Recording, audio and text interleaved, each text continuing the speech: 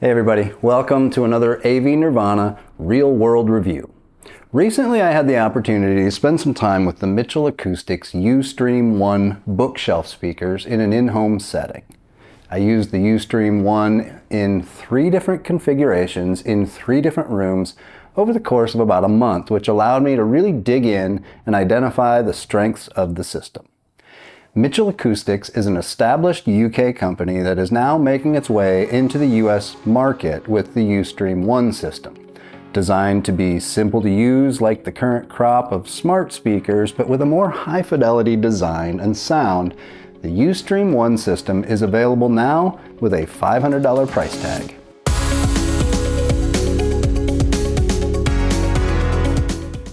The uStream 1 system includes 2 identical speakers, each configured with a 4-inch mid-bass driver and a 1.5-inch tweeter, plus a 50-watt amplifier in each, and all the Bluetooth electronics and external inputs.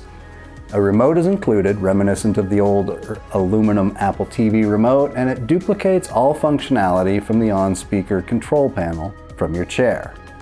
Setup was a snap. Attach a power cable to each speaker, power the left speaker on, followed by the right speaker, and you'll get voice feedback that the system is power on, and then again when the right speaker has successfully connected to the left, and you're ready to go.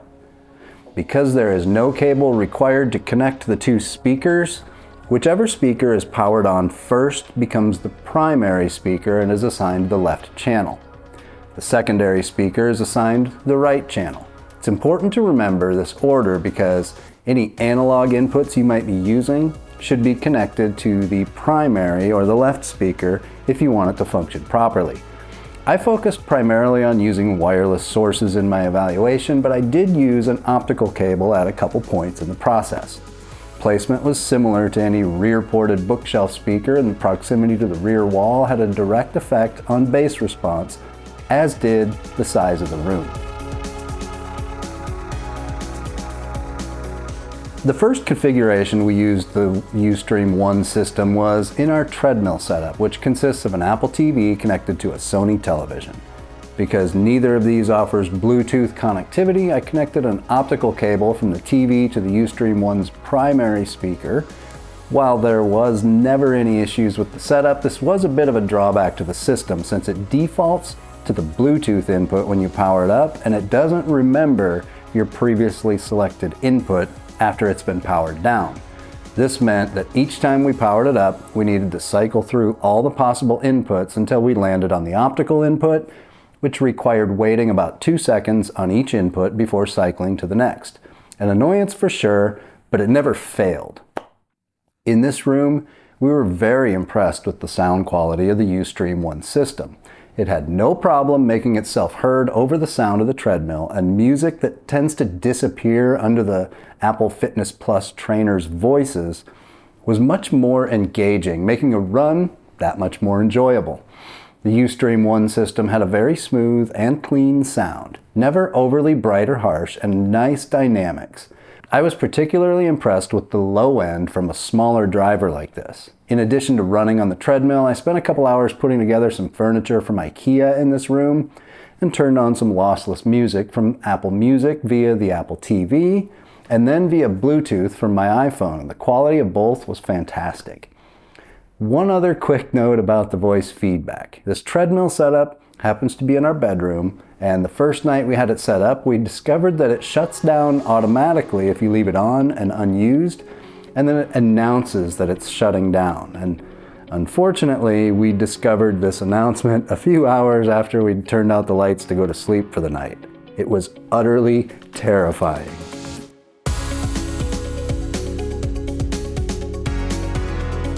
The next setup was in this room in here, placed to each side of the TV behind me. This is a large room as an open floor plan for the living room, the kitchen, and the dining room. High ceilings, lots of reflective surfaces, including concrete floors. It's a challenge for audio. If you have a larger room like this, the uStream 1 is not the speaker for you. I'm not sure how else to say it. While the system was impressive upstairs, it was equally unimpressive in this large space. Now, I don't consider that to be a fault of these speakers. It's just not their intended use. Turning the system up to listen while we made dinner, the dynamic range disappeared and each impact of the bass drum pulled back the higher frequencies. I'm not even going to spend any more time talking about this situation because it's not the intended use for these speakers.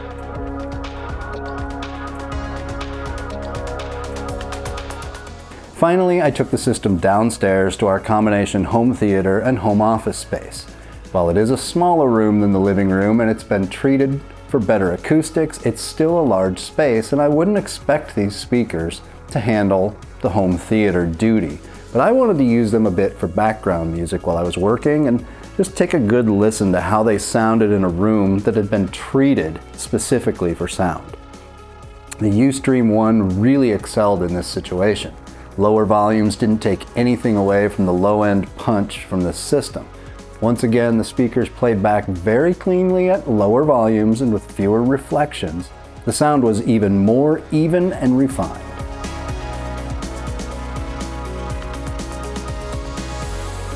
So who are these speakers for? What situation?